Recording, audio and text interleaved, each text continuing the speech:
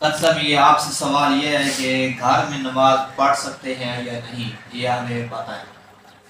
جی ماشاءاللہ، بہت آپ نے اچھا سوال کیا ہے، کیونکہ حدیث پاک کے اندر آتا ہے کہ ایک نبینا ہمارے نبی کی بارگاہ کے اندر آیا، اس نے عرض کی یا رسول اللہ، میں اکیوں سے نبینا ہوں اور میں مسجد کے اندر بڑی مشکل سے آتا ہوں، اور اگر بارش آ جائے تو میرے لیے مسئلہ ہوتا ہے، میں نہیں آ سکتا۔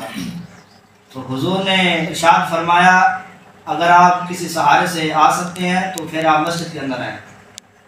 اس نے کہا کہ یا رسول اللہ میرا سہارا نہیں ہے۔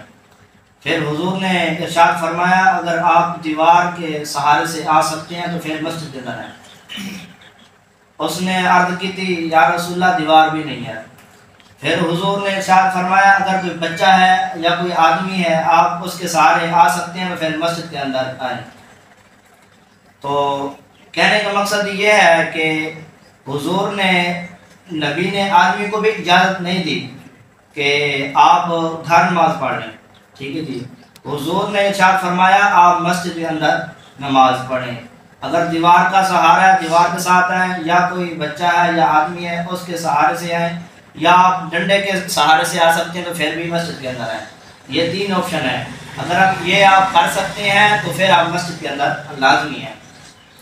تو یہ مجھے بتایا اگر نبی کو بھی اجازت نہیں ہے گھر پڑھنے کی نماز، تو ہم عام طور ہم صحت مند اور نبی نے بھی نہیں ہے، ہم صحت مند ہیں، پھر بھی ہم بس گھر کے اندر نماز پڑھیں تو ہمیں اجازت نہیں ہے۔